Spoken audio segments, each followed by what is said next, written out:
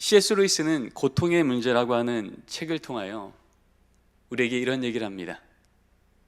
하나님은 우리가 평안할 때는 속삭이며 말씀하시지만 우리가 고통 중에 있을 때는 메가폰으로 소리치신다. 우리는 고난이라는 것을 만나면 이 고난 언제쯤 끝날까? 이 고난 얼마나 크지? 그거 주목하느라 정작 그 고난을 다스리고 계시는 하나님을 향한 시선을 놓쳐버리기가 쉽습니다.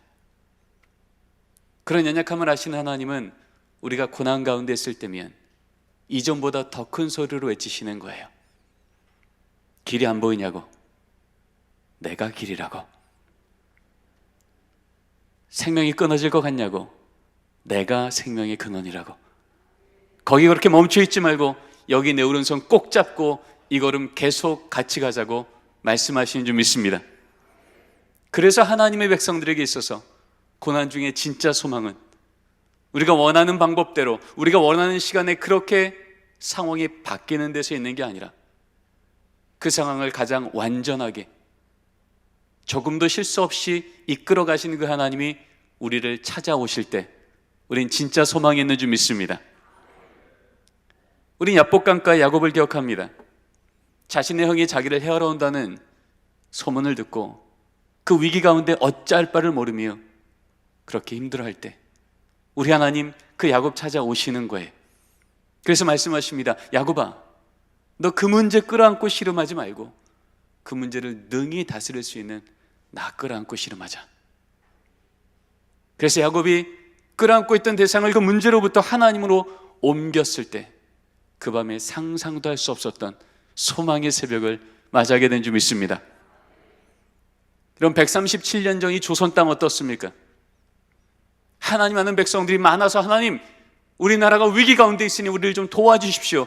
그렇게 하나님을 먼저 찾아 하나님이 오신 게 아니라 아직 이 땅 가운데 하나님을 아는 백성이 보이지 않을 그때에 하나님께서 우리를 먼저 찾아오신 겁니다. 젊은 선교사 손에 이 하나님 말씀 들려서 여기 우리를 향한 하나님의 사랑이 있다고, 복음이 있다고, 은혜가 있다고 그렇게 찾아오시는 하나님 앞에 아멘하며 응답한다더니 빼앗겼던 이 나라를 다시 되찾게 하시고 전쟁으로 폐허가 된 이 땅 위에 주님의 몸된 교회와 주님의 위대한 나라를 세워오신 줄 믿습니다. 여러분이 코로나로 인하여서 모이면 위험하다고 하는 이때에 새벽부터 2주간 이 귀한 특세를 우리가 여전히 섬길 수 있으면 우리 안에 있는 어떤 의나 선함이 아닌 우리 하여금 하나님의 말씀 앞에 모일 수 있는 믿음 주시고 우리를 찾아와 주셔서 이 새벽도 깨워주시고 하나님의 살아있는 말씀을 주시는 하나님이 우리를 찾아오셨기 때문인 줄 믿습니다. 여러분이 믿음 갖고 우리 옆에 있는 우리 성도님들 또 온라인으로 참여하고 있다면 우리 가족분들과 함께 이렇게 믿음으로 권면했으면 좋겠습니다. 하나님께서 이 새벽 성도님을 찾아오셨습니다. 인사 나누겠습니다. 하나님께서 이 새벽 성도님을 찾아오셨습니다. 아멘. 생명의 하나님이 찾아오시면 우리 안에 생명이 충만해질 줄 믿습니다. 코로나를 맞이하면서 무엇이 어렵습니까? 라는 설문을 하게 됩니다. 많은 목사님들이 참여했는데요, 코로나를 맞이하고 딱 6개월 만에 이런 답이 나옵니다. 1위 주일 성수 인식 및 소속감 약화, 2위 재정 문제, 3위 다음 세대 교육이었습니다. 그로부터 또 6개월이 지납니다. 1위는 여전히 주일 성수 인식 및 소속감 약화입니다. 그런데 우리가 주목하고 싶은 것은 2위와 3위가 바뀐 겁니다. 20.8%였던 재정의 문제는 절반도 채 되지 않은 12%로 3위로 내려갔고요. 15.3%였던 다음 세대 교육은 거의 2배가 되어지는 30%로 올라가며 2위가 됩니다. 한마디로 재정의 문제는 시간이 좀 지나면서 좀 길이 보이더라는 거예요. 어떻게 하면 이 문제를 극복할 수 있을지 길이 보이는데 이 다음 세대 문제는 시간이 지날수록 더 길이 안 보이더라는 겁니다. 이 교회가 맞이한 가장 큰 위기 32%랑 거의 차이가 나지 않은 30%까지 오른 게 우리 다음 세대 신앙 전수의 문제라고 고백하더라는 겁니다. 한마디로 이제 다음 세대 신앙 전수, 우리 자녀 세대와 이 손주 세대가 우리가 만난 하나님을 동일하게 고백하는 이 문제 앞에서 이제 이건 더 이상 교회학교에 위탁할 문제가 아니라 우리 한국교회가 우리에게 가장 크게 주어진 주된 사명이요, 하나님께서 우리에게 말씀하시는 메가폰 잡고 외치시는 이 사명이란 것을 우린 주목해야 된다고 말씀하고 있는 줄 믿습니다. 그래서 이제 목사님께 또 물어봤죠. 목사님, 그러면 우리 자녀 세대에게 어떻게 신앙을 전수하겠습니까? 거기에는 여러 가지의 답들이 나왔습니다. 시설을 좀 보완해 볼까요? 교재를 좀 바꿔볼까요? 정책을 좀 바꿔볼까요? 다 맞습니다. 근데 다른 것과 비할 수 없는 1위가 나오게 되죠. 그것은 바로 부모 세대를 향한 교육과 훈련이었어요. 특별히 30대에서 40대. 우리 교회학교 나오는 우리 아이들의 딱 부모님 세대를 말하고 있는 겁니다. 다른 것 다 영향을 주지만 우리 부모 세대가 말씀 앞에서 다시 한번 갱신하고 변화되지 않으면 이 길이 잘 보이지 않겠다고 말한 바로 이 대답들이 우리에게 들리고 있는 겁니다. 그래서 우리 아이들한테 직접 물어봤습니다. 얘들아, 너희들 신앙에 가장 큰 영향을 준 요소가 뭐니? 2014년도에 물어봤을 때 엄마 1위 47.2, 아빠 4위 9.8이었습니다. 예수님을 믿는 중고등부 아이들 500명을 대상으로 물었는데 우리 아이들의 57%가 전 부모님인데요 라고 말하더라는 거예요. 그로부터 2년 뒤에 물었습니다. 그랬더니 어머니는 여전히 1위, 사위였던 아버지는 2위로 등극합니다. 57%였던 부모의 영향력은 이제 70%에 육박합니다. 그리고 불과 6개월 전 이 코로나 상황 가운데 다시 한번 물었습니다. 그랬더니 여전히 어머니는 1위 54%, 16.5%였던 아버지는 33%까지 올라갑니다. 여러분, 중고등부 아이들에게 있어서 제 신앙의 가장 큰 영향은, 인플루언서는 부모님입니다. 이것이 57, 70, 80%가 넘어선다면 여러분, 아동부는 어떠겠습니까? 더 높을까요? 적을까요? 더 높죠. 영유아 유치부는요, 부모님이 손잡고 이번 주에 교회 오지 않으면 도대체 교회 올 방법을 알 수도 없고 예배를 드릴 수도 없는 우리 영유아 유치부요. 절대적이겠죠. 그래서 너무 궁금해졌습니다. 이렇게 부모님의 영향력이 절대적이라고 하는 리포트가 계속해서 점점 크게 들려주고 있는 이때에 과연 믿음의 부모님들은 우리 아이들에게 어떤 영향을 주고 계실까? 6개월 전에 기독부모 1,500명을 대상으로 물었습니다. 부모님, 우리 자녀를 양육하는 데 있어서 저 4가지 정도의 영역이 있습니다. 인성교육, 학업, 지성교육, 진로교육, 신앙교육. 이 4가지 중에 어떤 교육을 가장 우선으로 지금 교육하고 계십니까? 다시 한번 말씀드리면 지금 여기에 참여한 1,500명의 부모는요, 모두 예수 믿는 부모였고 매주 교회 학교에 우리 아이들을 보내는 부모님이셨어요. 근데 결과는 충격적이었습니다. 이렇게 나왔죠. 인성교육 1위, 학업, 지성교육 2위, 진로교육 3위, 신앙교육은 최하위였습니다. 아니, 예수 믿지 않는 부모와 예수 믿는 부모가 함께 있는 그룹이라면 이해가 됩니다. 저 대학이 우리 자녀 인생 안전하게 해주겠지, 저 직장이, 저 연봉이 우리 자녀 인생 안전하게 지켜주겠지라고 생각하는 하나님 알지 못하는 부모는 그럴 수 있다고 생각합니다. 그런데 그 지혜를, 그 재정을, 그 리더십을, 그 상황을 홀로 주관하시고 공급하시는 분이 하나님이라는 것을 믿고 있는 예수 믿는 부모마저 그 1,500명의 부모가 우리 아이들의 양육함에 있어서 학업이 신앙교육보다 우선이었다고 고백하는 게 지금 우리의 현실이더라는 거예요. 여러분, 이런 상황 아니겠습니까? 중학교 2학년짜리 딸아이, 기말고사 기간이 분명히 주일 아침 10시 교회 학교 예배 시간인데 이 시간에 엄마 집사님이 이 아이를 교회가 아니라 학원 앞에 딱 내려주며 얘기하는 거죠. 혜인아, 너 이번 기말고사 얼마나 중요한지 알지? 열심히 공부해. 엄마 열심히 기도할게. 그리고 돌아서서 어디로 오세요? 교회를 오세요. 교회 와서 뭐라고 기도할까요? 하나님, 이번 우리 딸 좋은 성적으로 하나님께 영광 돌리게 해주세요. 우리 하나님 영광 받으시겠습니까? 넌 열심히 공부하라고, 엄마 열심히 기도하겠다고, 그렇게 돌아서는 어머니의 뒷모습 보며 이 딸이 무슨 생각하겠습니까? 이런 생각하지 않을까요? 아, 신앙은 여차하면 제껴도 되는구나. 급할 땐 찾고, 손해볼 것 같을 때 여지없이, 예배가 아니라 특강이, 하나님의 말씀이 아니라 세상의 스펙이 진짜 내 인생 안전하게 지켜주겠네. 여러분이 망가져버린 신앙의 기준을 우리 아이들이 어디서 배운다고요? 세상에서요? 학원에서요? 학교에서요? 아니요. 예수 믿는 부모의 등을 통해서. 여러분, 그렇지 않고서 어떻게 가장 최근에 발표되어진 우리나라 예수 믿는 부모 세대, 한국갤럽을 통해서 발표된 부모 세대 17%, 가장 대표적인 선교기관을 통해서 발표되어진 우리 중고등부 아이들 복음화율 3.8%가 가능하겠습니까? 17%의 부모는 여전히 주일마다 성경 옆에 끼고 하나님 오늘도 우리 가정 복 주실 거 맞습니다, 믿습니다.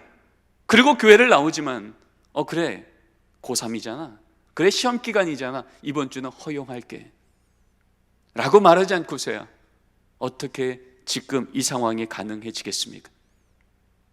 우리는 알고 있습니다. 초대교회 때부터 우리 그리스도인들의 또 다른 이름은 증인이었습니다.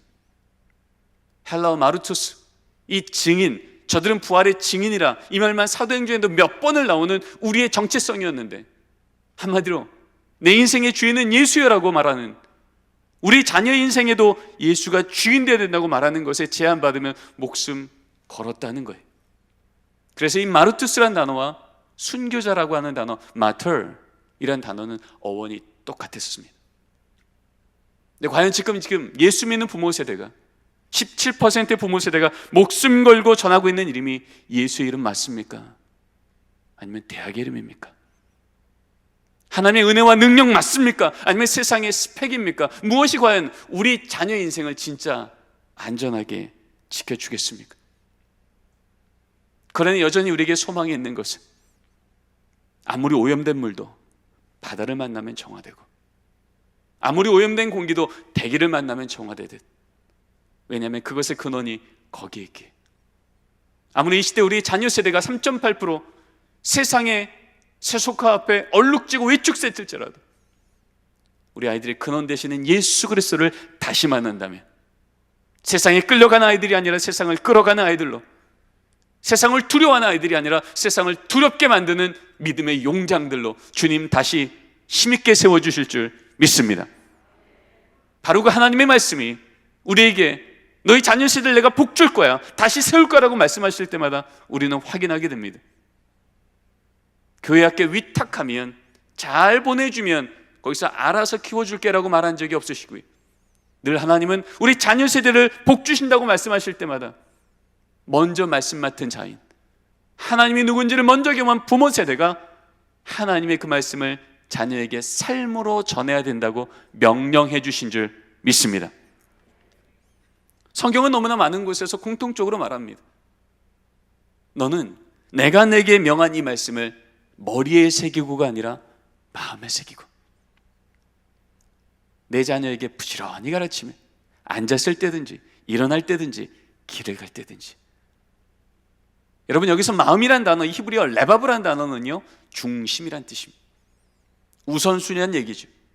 한마디로 하나님 믿는 백성이 사는 방법이 무엇인지 위기가 왔을 때 무릎 꿇어 기도하는 걸 자녀에게 보이고, 감사한 일이 생겼을 때 하나님을 찬양하는 삶의 등을 부지런히 보일 때 우리 하나님 그 말씀에 순종하는 가정마다 언약하신 대로 그것을 주님께서 믿음을 부어주시는 통로로 삼아주시는 줄 믿습니다. 시편 78편은 이렇게 얘기합니다. 우리가 이를 그들의 자손에게 숨기지 아니하고 여호와의 영예와 그의 능력과 그가 행하신 기이한 사적을 후대에 전하리로다. 여러분, 지금 다윗이 얘기하는 겁니다. 하나님, 우리가 이것을 우리 자손에게 숨기지 않겠습니다. 무엇을요? 여호와의 영예와 그의 능력과 그의 기이한 사적.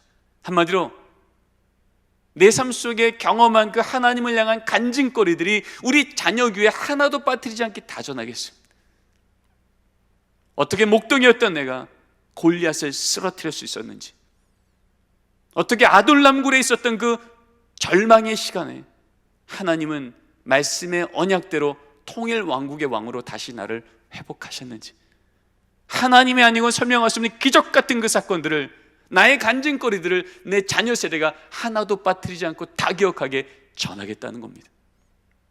이것을 하나님 너무 기뻐 받으셔서 시편 한복판에 적어내시고 이스라엘 백성들이 모일 때마다 함께 기억하고 찬양하는 감사 예배시로 하나님은 이 고백을 들으시고 그 고백대로 섬기는 가정들마다 부모 세대가 고백한 그 하나님의 놀라운 능력을 자녀 세대도 동일하게 경험하게 하신 줄 믿습니다.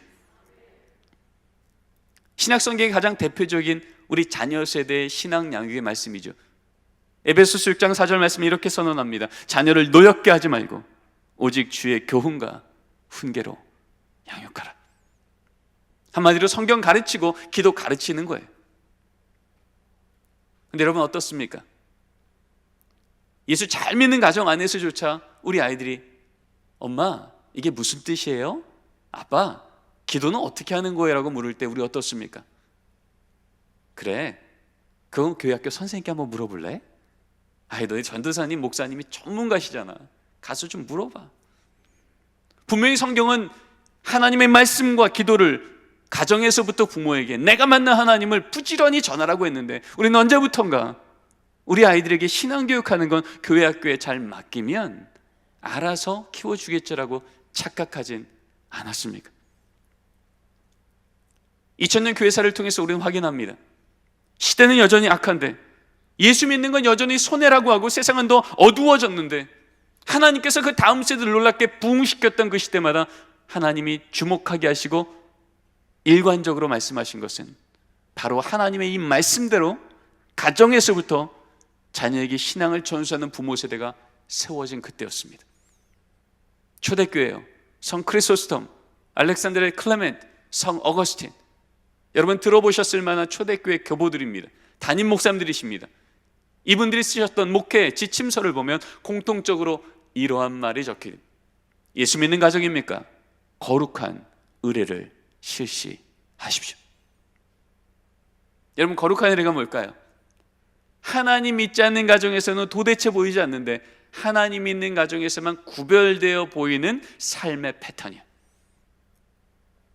가족이 모여 하나님의 말씀을 정기적으로 읽으며, 감사한 일이 생기면 가족이 모여 하나님을 찬양하는 그 찬양 소리가 문지방을 넘어가며, 위기가 올 때마다 가족이 모여 기도하는 소리가 들리는 가정.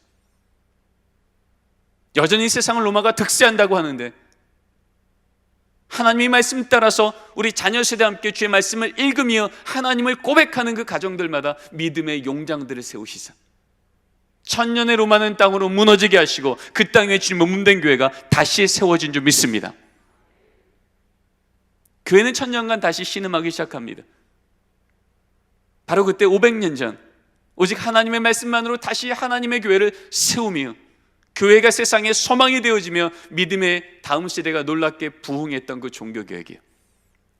그 종교개혁의 리더였던 마틴 루터가, 존 켈빈이, 지빙글리가 공통적으로 목회 지침서에 적어놓은 글이 바로 이것입니다. 가정은 작은 교회요, 언약 공동체입니다. 여러분 교회는요 여러 가지 사건이 반복적으로 일어납니다. 모이고 교제하고 봉사하고 섬기고. 그런데 여러분 그 모든 것이 계속 일어날지라도 예배라는 사건이 멈추면 그곳은 교회 아닙니다. 여러분 가정은 작은 교회라는 얘기가 뭘까요? 예수 믿는 가정 우리가 입으로 고백할지라도 정작 그 가정 안에 하나님, 우리 가정의 주인은 하나님이십니다. 하나님이 여전히 우리 가정의 주인 되셔서 우리 가정은 여전히 소망 있습니다. 이 고백이 정기적으로 나오지 않으면 그 가정 예수 믿는 가정 될 수 없더라는 거예요. 1522년도에 마틴 루터가 가정예배 설교집을 발간하며 이런 얘기합니다. 예수 믿는 가정마다 부모는 설교자입니다. 여러분, 종교개혁 때 설교자가 얼마나 큰 책임을 갖고 있었고 얼마나 큰 권위를 갖고 있던 사람들입니까? 오직 하나님의 말씀만으로 목회를 하며 종교개혁을 하며 성경을 연구했던 그 리더들이 공통적으로 한 얘기예요. 적어도 예수 믿는 가정 안에서 부모는 설교자라는 겁니다. 여러분, 설교자가 설교를 멈췄을 때 어떤 일이 일어납니까? 그 공동체가 왜 모여야 되는지, 어떤 방향으로 가야 되는지 길을 잃어버리는 겁니다. 종교개혁 때의 글들을 보면 이런 고백들이 적혀 있습니다. 마틴 루터가 종교개혁 때문에, 그 사역 때문에 잠시 집을 떠나 있을 때에다 그가 그 바쁜 사역 때문이라도 우리 가정 가운데 하나님을 향한 이 말씀이 들려지는 게 멈추지 않게 하려고 떠나가 있는 동안 매일매일 편지를 써서 우리 자녀 세대에게 하나님의 말씀을 전하는 권면을 멈추지 않았다는 기록이 적혀 있습니다. 언약 공동체라는 겁니다. 예수 믿는 가정은요, 같은 피만 공유되어진 혈연 공동체가 아니라 같은 그리스도의 보혈의 피, 이 그리스도의 보혈의 피를 향한 신앙의 언약의 고백이 우리 자녀 세대에도 조금 더 변개되지 않고 동일하게 고백되어지는 가정, 이 가정이 진짜 예수 믿는 가정이 될 줄 믿습니다. 100년이 지납니다. 정교도 시대죠. 이때는 아예 총회와 교회에서 가정 예배를 엄격하게 지도를 하기도 하고 훈련을 시키기도 했습니다. 그래서 1647년 웨스트민스터 신앙고백서가 발간될 때 같이 발간된 한 책이 있는데 그것은 바로 가정 예배 모범서예요. 한마디로 하나님, 제가 믿는 하나님이 이런 분이십니다, 우리가 믿는 신앙은 이런 겁니다 라고 고백하고 나니 가정 예배는 그것은 선택사항이 아니라는 거예요. 정말 그렇게 살려고 하다 보니 가정 안에서 믿음의 부모가 우리 자녀와 함께 늘 하나님을 기억하고 감사하는 이 사건은 더 이상 선택의 사건이 아니더라는 것입니다. 그래서 이때 나온 아주 중요한 문헌이죠. 스코틀랜드 장로교 7위법입니다. 예수 믿는 가정이 된다는 건 어떤 삶을 사는 것인지 기준을 알려주고 그 선을 넘었을 땐 7위까지 해야 된다고 하는 이 책 안에 어떤 글이 적혀 있냐면 이런 말이 적혀 있습니다. 예수 믿는 가정 안에서 가정 예배를 멈추거나 가정 예배를 게을리하면 수찬 정지를 명하십시오. 여러분, 수찬 정지가 뭔지 아시죠? 성만찬 주지 말라는 겁니다. 어떤 잘못을 해도 함부로 저분이 우리 교회 교인이요 아니요라고 말할 수는 없지만 적어도 우리 자녀 세대의 신앙이 흔들리거나 멈추게 하는 가정 예배가 그곳에서 무너져 있으면 그거 회복할 때까지 우리 교회 정식 교인이 될 수 없더라는 거예요.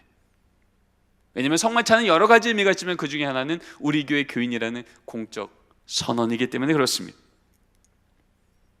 그래서 이 믿음 갖고 살아가던 청교도인들은 3대 신앙의 원리를 갖고 있었습니다. 첫째, 주일 성수는 목숨 걸고 한다. 둘째, 가정 예배는 반드시 드린다. 셋째, 내가 일하는 일터가 하나님께 영광 돌리는 곳 되게 한다. 여러분, 이 세 가지의 삶의 기준 갖고 살아가는데 그 시대가 너무나도 타락하여 영국 국교회가 핍박하여 이 부모 세대는 어떻게 버틸 수 있겠는데 우리 자녀 세대도 과연 신앙이 존속될까? 라고 하는 이 질문 앞에 그들은 위기감을 가지고 어떻게 해요? 우리 자녀 세대에게 신앙 제대로 전할 수 있는 안전한 곳을 찾기 위해 배를 타고 신대륙을 떠납니다.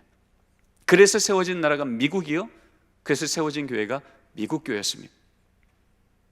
18세기 19세기의 Great Awakening Movement, 미국 대부흥주의 운동이 다시 한번 일어날 때 그것을 이끌어갔던 조나단 에드워즈 목사님께서 이렇게 얘기합니다.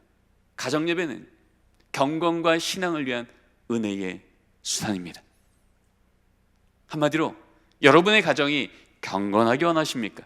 여러분의 자녀가 신앙 갖게 원하십니까? 그러면 바로 그것이 하나님의 은혜가 우리 가정에 쏟아져 내려오는 means of grace, 하나님의 은혜의 주된 통로가 뭐라고요? 가정 예배임을 잊지 말라는 거였어요. 여러분, 137년 전에 이 조선 땅에 복음 들고 왔던 사람들이 누구십니까? 바로 이 미국 대부흥주의 운동의 끝자락에서 하나님께 은혜 받아 하나님 제게 주신 이 새 생명 어떻게 살아야겠습니까? 라고 말씀하실 하나님이 그래? 저 조선 땅 가서 복음 전해 라고 해서 오신 분들이 바로 그분들이셨어요. 호레이스 언더우드, 아펜젤러. 그러다 보니 우리 이 한국 교회는요, 선교 초기 때부터 예수 믿는 부모 세대가 됐다는 것, 하나님을 아는 부모 세대가 됐다는 것은 가정 안에서 어떤 신앙적 책임을 갖고 있는지, 성경적 명령을 받았는지 우리는 배워왔던 복된 나라였습니다. 1918년, 지금부터 100여 년 전에 성경 잡지가 발간됩니다.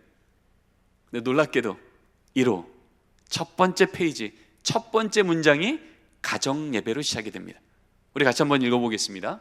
시작. 가정 예배는 도덕 근본상의 작용이요 그리스도교의 일종 특색으로 수신제가의 요소로다. 여러분, 100년 전부터 우린 이 고백을 한 거예요. 그리스도교의 일종 특색이 가정 예배래. 한마디로 저 집안이 예수 믿는 집안인지 예수 믿지 않는 집안인지 구별할 수 있는 가장 구별된 특징은 뭐라고요? 가정 예배가 있는지부터 보라는 겁니다. 수신제가 요소예요.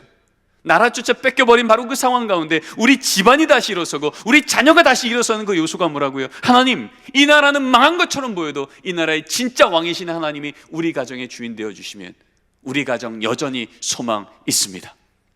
이 고백을 부모 세대와 자녀 세대가 함께 고백하는 가정 예배가 살아있으면 우리 다시 일어설 수 있더라는 거예요. 그 가운데서 하나님께서 믿음의 유산을 아름답게 공급받은 이 다음 세대들이 이 빼앗겼던 나라를 되찾게 하며 다시 이 나라를 세우는 믿음의 주역, 영성의 실력 갖춘 하나님의 귀한 통로로 하나님께서 능력 있게 세워오신 줄 믿습니다. 1922년도에 조선 예수교 장로의 헌법입니다. 헌법은 이렇게 기록됩니다.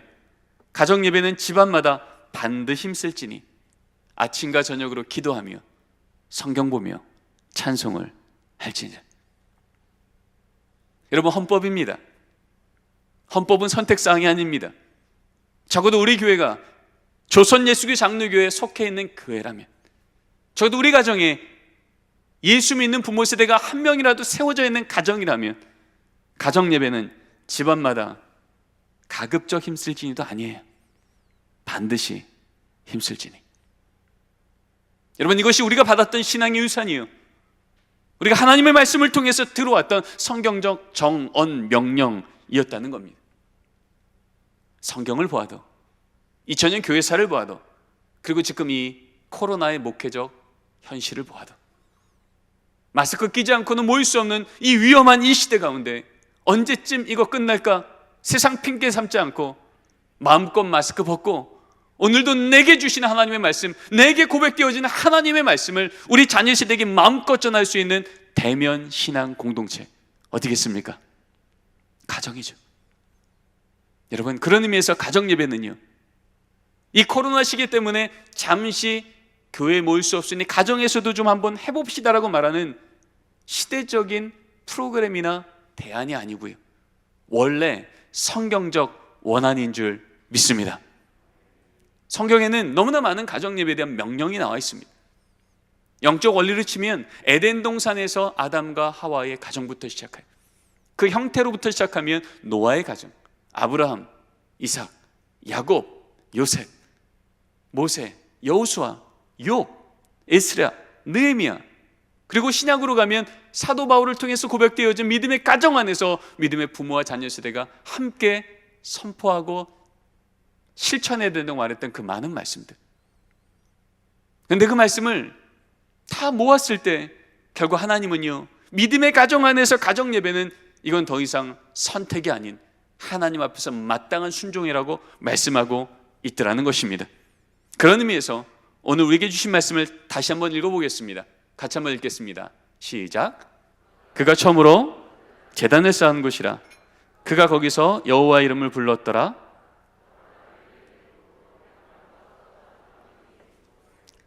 여러분, 너무나 잘 아시는 말씀이, 하나님께서 아브라함을 부르셨습니다. 메소포타미아 땅에서 하나님께서 믿음의 부모 세대로 아브라함을 세우시고 약속하셨죠. 내가 너로 인하여 큰 민족 이루어줄게. 내게 자녀 주고 그 자녀에게 믿음 주고 믿음의 명문 가문 세워줄게라고 약속하셨습니다. 그리고 내가 내게 지시할 땅으로 가라. 이 말씀 듣고 지금 메소포타미아 땅에서 가나안 땅으로 가고 있는 중에 아직 도착도 하지 않았는데 하나님 오늘 말씀을 통해서 그 첫걸음부터 하나님이 점검하고 확인했던 중요한 사건이 있었습니다. 지금 이 걸음을 두 가정이 같이 가고 있어요. 그런데 아브라함 가정에는 여호와의 이름을 부르는 제단이 있었습니다. 가정 예배가 있었던 얘기예요. 근데 똑같이 하나님께 복 받겠다고 가고 있던 롯의 가정에는 뭐가 있어요? 양과 소와 장막이 있습니다. 여러분, 족장시대 때 친족 아비집을 버리고 다른 곳 간다는 건 인생 걸었다는 얘기 아닙니까? 한마디로 머리로는 하나님, 지금 이 걸음 가면 우리 가정 복 줄 거 맞죠? 믿습니다 라고 걸어가고 있더라는 거예요. 근데 문제는요, 아무리 머리로는 하나님 우리 가정 하나님께 복 받는 가정 믿습니다라고 말할지라도 당장 오늘 하루 눈앞에 보이는 양 챙기느라, 소 챙기느라, 장막 챙기느라 가족이 모여 여호와 이름을 부를 여유가 없었던 가정, 가족이 모여 가정 예배를 드릴 수 있는 우선순위가 무너졌던 가정. 그랬더니 어떤 일이 생겨요? 성경은 고백합니다. 이 말씀이 나오자마자 롯의 가정은 소돔 땅으로 들어갔고 아브라함 가정은 가나안 땅으로 들어갔다고요. 아무리 머리로 하나님 우리 가정 하나님 복 주실 가정 맞습니다라고 믿을지라도 이 우선순위가 무너졌는 그 상황에서 어떤 일이 생겨요? 소돔 땅이라고 하는 세상적으로 볼 때 매력적으로 보이는 땅이 딱 나타나니까 하나님 믿지 않는 가정과 조금도 다르지 않은 선택하더라는 겁니다. 아, 여기 사람 많네, 직장 많겠네, 우리 집에는 양소 장막이고 잘 들고 들어가면 살만하겠네. 하나님 없이 복처럼 보이는 것 쫓아 들어가다가 망할도성으로 들어가는 롯의 가정과 가는 걸음마다 하나님 여기까지도 하나님의 은혜였습니다, 앞으로도 주께서 인도하신 대로 따라가겠습니다 고백했던 복의 근원이신 하나님과 늘 동행했던 아브라함 가정은요, 가나안 땅 들어가자마자 기근이 있었지만 기근의 땅마저도 적과 꿀리는 땅으로 뒤집어 놓으시는 역전의 하나님, 복의 근원의 하나님, 그 하나님이 우리의 하나님이 되실 줄 믿습니다. 믿음의 조상 아브라함 때부터 이 가정 예배는 하나님께서 너무나도 엄격하게 점검하셨던, 정말 하나님이 복 주실 만한 가정의 기준이 되었던 것이 가정 예배였더라는 거예요. 가정 예배는 시대마다 교단마다 정의도 달랐고 형식도 달랐습니다. 그래서 다 모으고 모았더니 결국 한 문장 남더라고요. 우리 같이 한번 읽어보겠습니다. 가정 예배란, 시작. 가족이 함께 하나님을 기억하고 감사하는 것. 어렵지 않으시죠? 더 간단하게 줄이면 세 단어만 기억하시면 됩니다. 가족이 모이고요, 하나님 기억하고요, 감사하시면 됩니다. 근데 우리 안에는 머리로는 동의하지만 가정들마다의 걸림돌이 있는 거예요. 가정 예배 드려야죠. 그런데요, 우리 집은 요 걸림돌 때문에 좀 어렵습니다. 근데 우리는 알고 있습니다. 우리 하나님 하지 못할 걸 명령하시는 분이 아니라 할 수 있도록 도우시는 분이신 줄 믿습니다. 그래서 하나님 없이는 도대체 못 건널 것 같은 걸림돌이지만 하나님께서 명령하셨기에 그 걸음 걷기 시작할 때 우리 하나님 그 걸림돌을 디딤돌로 바꿔내실, 그래서 우리가 그 걸음 걸어내면 우리 가정의 의가 아니라 우리 가정 가운데 일하시는 하나님을 향한 찬양의 고백으로 하나님 그 걸음 바꿔내실 줄 믿습니다. 오늘 주신 말씀을 기준으로 그러면 우리 안에 있는 이 걸림돌이 어떻게 디딤돌 될 수 있을까? 이 가정 예배에 대한 오답 노트를 좀 바꿔가기를 원합니다. 첫 번째 오해인데요, 가정 예배는 성인 예배 축소판이다 라는 겁니다. 여러분, 그럴까요? 아닐까요? 분위기상 아니죠? 아닙니다. 여러분, 가정 예배 드리십시오 하면 우리 안에 오해가 뭐냐 하면 우리 더사랑의 교회 주일 오전 예배 그 형식과 그 경건함의 축소판을 그대로 우리 집에 구현해내야 가정 예배 드렸다고 착각하는 거예요. 그렇게 드리면 얼마나 좋겠습니까? 그러나 그렇지 않아도 하나님의 성경을 통해서 그것 가정 예배로 받아주겠다고 우리에게 말씀해 오셨습니다. 아까 읽었던 창세기 13장 말씀 보십시오. 아브라함 가정이 30분 예배 드렸다, 안 떠들고 예배 드렸다, 옷 갈아입고 예배 드렸다, 이런 말씀 있습니까? 없습니까? 전혀 없어요. 거기는 오직 어떠한 형식에 대한 얘기는 없고 사건에 대한 얘기만 있습니다. 가족이 모여 하나님을 기억하며 감사했다는 사건. 여러분, 2000년 교회사 중에 가정예배를 안 드리면 7위까지 할 정도로 그렇게 강력하게 가정예배를 이끌었던 청교도 시대에도요, 가정예배에 대한 목회 지침은 이렇게 적혀 있습니다. 가정예배요? 가족이 모여 성경 한 구절만 읽어도 이미 가정예배 드린 겁니다. 성경 한 구절 읽고 기도까지 했습니까? 가정예배 더 잘 드린 겁니다. 성경 읽고 기도하고 찬송까지 했습니까? 가정예배 더 잘 드린 겁니다. 여러분의 얼굴이 활짝 피셨어요. 어떤 형식에 대한 얘기가 없더라는 겁니다. 우리 믿음의 부모님들은, 조부모님들은 가정예배 드릴 때 우리 마음 같지 않은 자녀들, 손주들의 이 태도에 좀 힘든 거예요. 그래서 우리가 원하는 행동대로 우리 자녀를 바꿔보려고 교정하고 애쓰고 플레잉합니다. 그러나 성경은요, 가정예배는 플레잉하는 시간이 아니라 프레잉, 있는 모습 그대로 주께서 주신 말씀만 주목할 때 하나님이 그 말씀으로 우리 가정을 변화시킬 줄 믿습니다. 여러분, 그것이 성경에서 말하고 있는 가정예배의 본질입니다. 저희 집은 가정예배를 지금 12년째 매일 드립니다. 하지만 저는요, 단 하루도 가정예배 드리기 5분 전에 제 자녀가 저한테 이렇게 하는 행동을 본 적이 없습니다. 성경책 옆에 끼고 와서, 아버님, 가정예배 드릴 시간입니다. 말씀 준비하셔야죠. 저한테 이렇게 말한 적이 한 번도 없어요. 늘 가정예배 드리는 집안이지만 지금도 그래요. 거의 2, 3일에 한 번은 똑같은 말들이 예배 시작할 때 오갑니다. 아빠, 나 오늘 빼주면 안 될까? 나 오늘 숙제 많은데, 배 아픈데. 여러분, 그럴 때마다 제가 너 오늘 형식이 안 좋다, 너 태도가 안 좋아, 좀 앉아봐. 지적하고 혼내고 교정하면 가정예배 됐겠습니까? 저는 매일 가정예배를 드리지만 여전히 형식에 있어서는요, 적응이 잘 안 돼요. 분명히 눈은 천장을 보는데 손은 바닥을 쓰십니다. 허리는 거의 연체동물에, 입은 끊임없이 떠드십니다. 누나 왜 눈 떴어? 너 왜 떴어? 뭐 이런 얘기들이 예배 중에도 몇 번이 오고 갑니다. 하지만 가정예배는 우리 아이들을 교정시키는 시간이 아니라 그럼에도 불구하고 말씀 주신 하나님을 주목하고 집중하는 것이라 생각하기에 예배는 2차 저차 끝나갑니다. 하지만 끝날 때쯤에 제 마음에 의심의 영이 충만해지죠. 도대체 얘는 예배 드렸을까? 제가 묻습니다. 아들, 오늘 말씀 듣기나 했니? 집중했어? 그러면요, 그 아들 입에서 이런 말이 나오는 거예요. 아빠, 오늘 다윗이 골리앗 한 번 볼 때 여호와 6번 봤다는 얘기 아니야. 걱정 마, 걱정 마.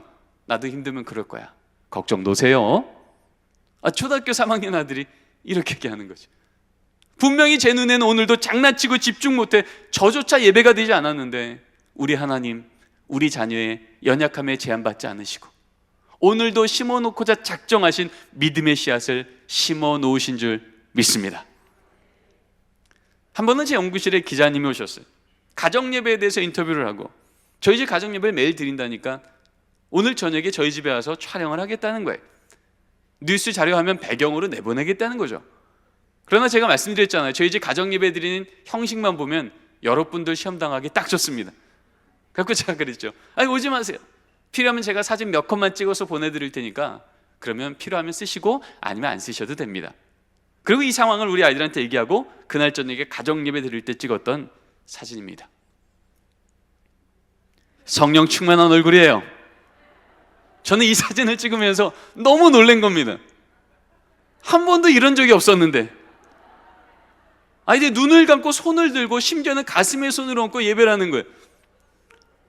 제가 이 모습은 너무 당황을 했는데 어쨌든 예배가 진행됐습니다. 그 다음에 말씀 드릴 때 모습입니다.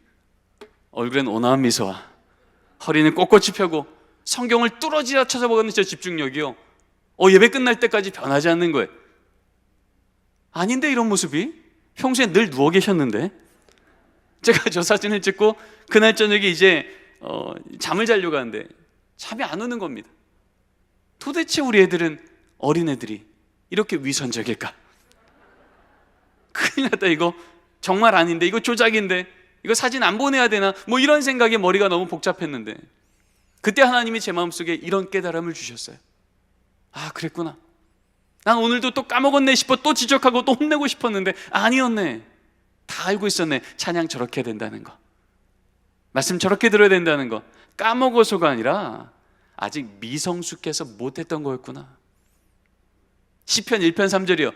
철을 따라 열매를 맺으신 하나님, 지금 이 부모 세대는 오늘도 기대한 거예요. 가을의 열매를 기대한 겁니다. 누가 봐도 향기롭고 풍성한 열매가 있는 자녀 세대의 모습이 보이기를 기대했는데 지금 우리 자녀는요, 아직 가을이 아니라 어디요? 봄이었던 거예요. 하나님의 생명의 씨앗이 심겨져서 싹이 나고 뿌리는 생명수로 힘있게 내려가고 줄기는 땅 위로 올라오고 있어도요, 땅 위로는 아무것도 보이지 않는 그 상황. 그러나 우리 하나님 생명의 씨앗 지금도 자라게 하고 있는 줄 믿습니다. 철을 따라 열매 맺으신 하나님, 오늘 하루 물 주는 게 무슨 의미일까? 이러고 예배하는 게 무슨 변화가 있을까? 우리는 의심이 있을지 몰라도, 매일매일 물 주는 것이 무슨 변화가 있을지 몰라도, 여러분, 그렇게 하루하루를 섬길 때 계절이 바뀌어보면 계절만큼 하나님께서 성장하게 하신 것을 보게 되는 줄 믿습니다. 기억하십시오. 가정예배는요, 형식이 아니라 사건인 줄 믿습니다. 자, 두 번째 오해인데요, 같이 한번 풀어보겠습니다. 함께 읽어볼까요? 시작. 가정예배는 자녀를 위한 부모의 숙제다. 여러분, 그럴까요? 아닐까요? 아닙니다. 여러분, 많은 부모님들이요, 우리 자녀 때문에 하는 영적 숙제라고 얘기했어요. 그러니까 가정예배를 자꾸 가족 모임처럼 하시기도 하더라고요. 여러분, 가족 모임 아시죠? 부모님이 하고 싶은 얘기 다 하시는 시간이에요. 그런데 성경책 펴고 하시더라고요. 데살로니가전서 5장 16절 말씀 읽습니다. 항상 기뻐하라. 그리고 아들한테 얘기하죠. 아들, 얼굴 펴. 얼굴 펴. 기뻐하래잖아. 그때 우리 아들이 무슨 생각합니까? 아빠도 인상 쓰면서 나보고 얼굴 피래. 분명히 하나님의 말씀은 읽었는데 하나님의 은혜는 느껴지지 않고 불편한 지적들만 오가는 겁니다. 예배 시간은 웃어야 된다는 게 어떤 의미인지 믿음의 부모님들은 신앙의 고백을 하신 거지만 우리 자녀는요, 아직 신앙이 자라고 있는 중에 그 의미가 들려지지 않고 뭐만 들려요? 지적만 들려지는 겁니다. 그때 이 자녀에게 이 시간은 하나님을 바라보는 시간이 아니라 불편한 시간이 될 가능성이 더 높습니다. 그러나 이 시간이 가족 모임이 아니라 가정 예배, 우리 가정의 가장이신 하나님 아버지만 말씀하시는 시간이라면, 말씀 있는 아버지도 하나님 앞에 아들이고요, 기도하는 어머님도 하나님 앞에 딸이고요, 아들도 아들, 딸도 딸인 거예요. 그러면 오늘 주신 이 말씀 앞에 우리 자녀들 이전에 먼저 믿음의 부모가 믿음의 모범이 되어 이 말씀 앞에 어떻게 응답해야 될지를 고백하며 신앙이 자라가는 것, 그 자리가 가정 예배가 되어야 될 줄 믿습니다. 그러면 똑같은 말씀을 읽어도 이렇게 달라지겠죠. 항상 기뻐하라. 아들, 항상 기뻐하라는 말씀을 듣고 나니 네가 건강한 것만으로도, 네가 믿음 지키고 있는 것만으로도 기뻐하지 못했던 아버지가 부끄럽구나. 아버지가 이제 더 항상 기뻐할 수 있도록 노력해야겠다. 넌 좀 어떠니? 여러분, 이렇게 말할 때 이 아들 무슨 생각합니까? 고수인데 그러겠습니까? 아니죠. 이거 괜찮네. 도대체 안 변할 것 같은 아버지도 성경 한 구절 앞에서 바뀌시네. 나도 내 인생 좀 바뀌었으면 좋겠는데, 나도 우리 아버지처럼 말씀 하나 제대로 만나 내 인생 좀 바뀌었으면 좋겠다. 말씀을 읽는다는 게 무슨 뜻인지 그 앞에서 보지 않겠습니까? 어머님이 또 기도합니다. 하나님, 오늘 우리 집에 또 어려운 일이 생겼습니다. 오늘의 이 어려운 일이 생긴 걸 아심에도 불구하고 기뻐라 말씀하시니 오늘의 이 어려운 이 사건이 간증거리 되는 그날까지 눈에 보이는 대로 함부로 원망치 않게 입술에 파수꾼 세워주시고, 하나님이 그 걸음 인도하시는 동안 주님 손 꼭 붙들고 갈 수 있도록 이 여종의 손에 믿음을 더하여 주시옵소서. 여러분, 이 고백을 하는 순간 이 딸이 무슨 생각합니까? 이쯤이면 우리 엄마도 절망해야 되는데, 이쯤이면 우리 엄마도 하나님 원망해야 되는데, 여기 진짜 신앙의 거인이 앉아있네. 나도 우리 엄마처럼 우리 하나님 제대로 만나 어떤 상황에도 요동치지 않는 안전한 인생 살고 싶다. 나도 요즘에 성적 때문에, 외모 때문에, 재정 때문에 너무 흔들려서 괴로운데 나도 우리 어머님처럼 하나님 제대로 만나 어떤 상황에도 흔들리지 않는 안전한 인생, 소망 있는 인생 살고 싶다. 여러분, 기도가 뭔지를 이 딸이 그 자리에서 배우지 않겠습니까? 위기가 오면 무릎 꿇어 기도하는 걸 자녀에게 보이고, 아니 자녀도 함께 무릎 꿇려 기도시키고, 그렇게 가는 여정 중에 하나님이 아니고 설명할 수 없는 기적 같은 사건이 우리 가정 가운데 또 임하면, 그때부터 이 자녀에게 하나님은 귀로 듣던 하나님이 아니라 눈으로 보는 살아있는 하나님을 고백하게 되는 줄 믿습니다. 그러면 이 자녀 성장하여 청년 되어 부모를 떠나 살지라도 위기가 오면 나도 모르게 무릎 꿇어 기도하는 청년이 되며, 감사한 일이 생기면 함부로 그만치 않고 하나님을 찬양하여 하나님이 복에 복을 주어도 전혀 걱정하지 없는 영성의 실력 갖춰 하나님께서 주목하실 만한 놀라운 인생으로 성장시켜 주실 줄 믿습니다. 여러분, 신앙은 그런 겁니다. 지적해서 변하는 게 아니고요, 감동받을 때 변합니다.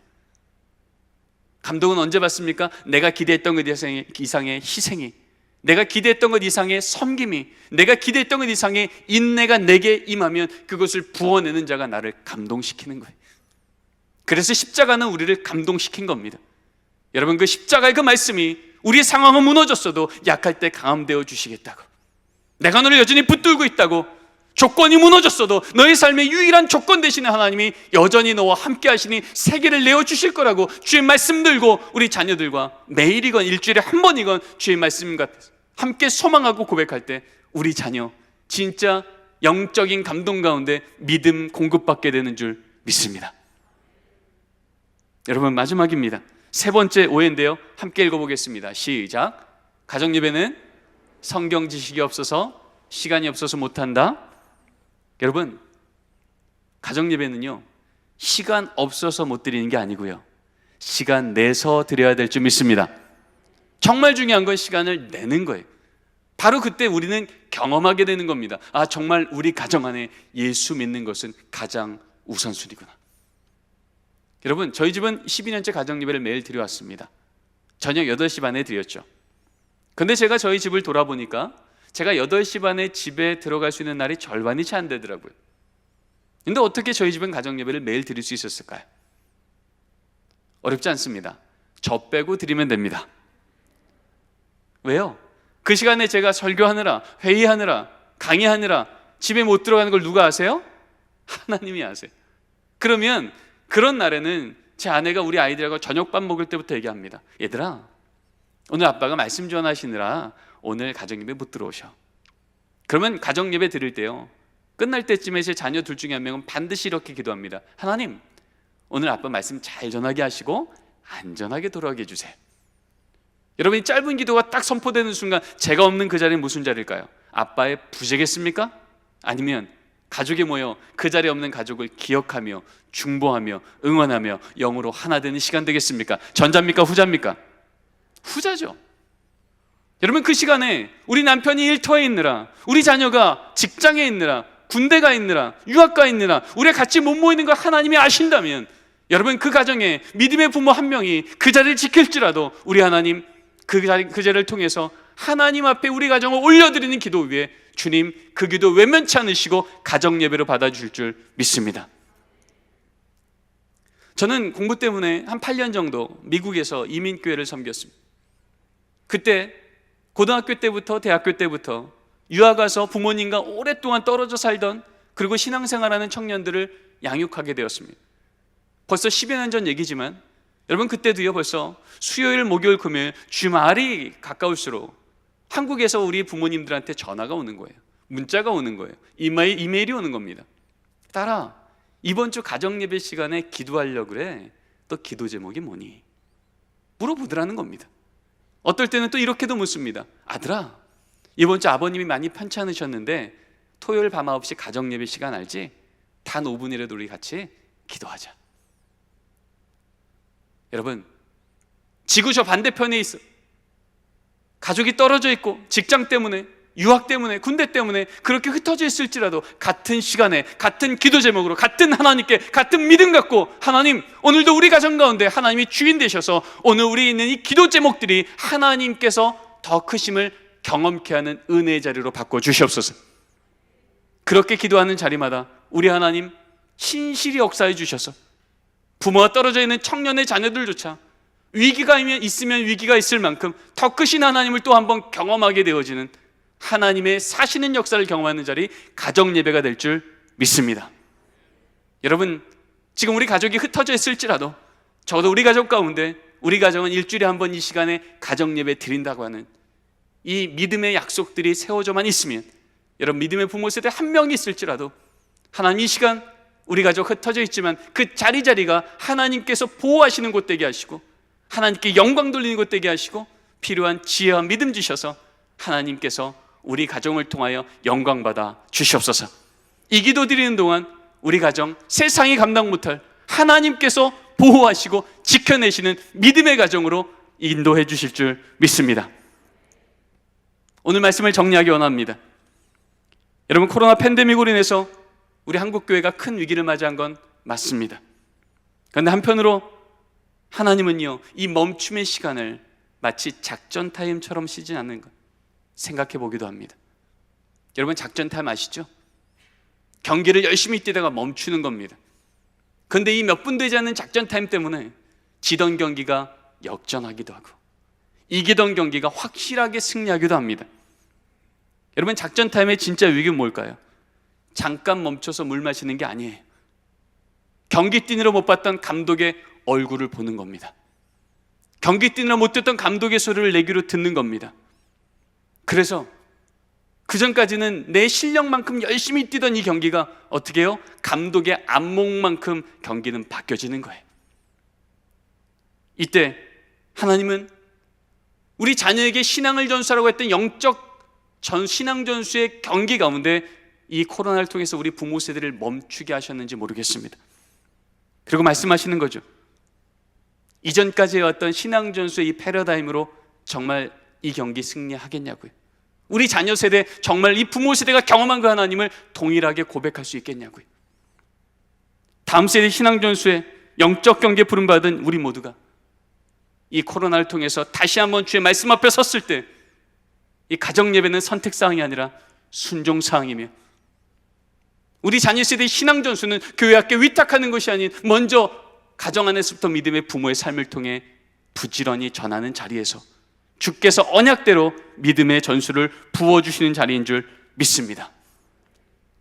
이 두 주간의 특세를 통하여서 새벽마다 이 3대가 함께 주 앞에 말씀을 듣는 이 자리가 하나님께서 바로 그 역사를 시작하는 자리요, 또 이 특세가 끝날지라도 매일이건 일주일에 한 번이건 가족이 모여 하나님, 오늘도 우리 가정의 주인은 하나님이셔서 우리 가정은 안전합니다, 이 고백 올려드릴 때 그 고백 가운데 우리 자녀 세대는 진정한 안정감을 그곳에서 찾으며 우리 부모 세대가 경험한 하나님에 대한 고백이 우리 자녀의 심령에도 동일하게 고백되어지는 크신 은혜가 있게 될 줄 믿습니다. 제이슨 헬로폴로스가 외면된 은혜란 책을 통해 이런 얘기를 합니다. 교회사를 통하여 볼 때 기독교 가정의 가장 강력한 특징 중에 하나는 가정 예배였으나 지난 한 세기 동안 우리에게 이 위대한 신앙의 전통이 사라지고 있다. 그런데 오늘 말씀들은 더 사랑의 교회 모든 가정마다 이제는 오늘 말씀 앞에 이제 우리가 응답하기 시작할 때 이렇게 고백이 바뀌기를 원합니다. 함께 읽겠습니다. 교회사를 통하여 볼 때 기독교 가정의 가장 강력한 특징 중에 하나는 가정 예배였으나 이제는 앞으로 우리에게 이 위대한 신앙의 전통이 다시 살아나고 있다. 믿으십니까? 우리 옆에 있는 우리 성도님들과 이렇게 권면하며 오늘 말씀을 마치겠습니다. 가정 예배를 다시 시작하기를 원합니다. 인사 나누겠습니다. 가정 예배를 다시 시작하기를 원합니다. 아멘. 기도하시겠습니다. 하나님 감사합니다. 이 새벽 믿음의 가정들에게 명하신 가정 예배의 말씀을 다시금 듣게 하시니 감사드립니다. 우리 가정 위에 하나님을 기억하고 감사하는 가정 예배의 사건을 허락하사 하나님만 예배하는 가정, 천국 같은 가정으로 다시금 회복하여 주시며 하나님만 영광받아 주시옵소서. 오늘 말씀드린 부모 세대마다 삶의 등을 통하여 하나님을 믿는 삶의 모범을 살아있게 그 믿음을 유산으로 자녀에게 물려주는 복된 부모 세대, 신앙의 명문 가문 되게 하여 주시옵소서.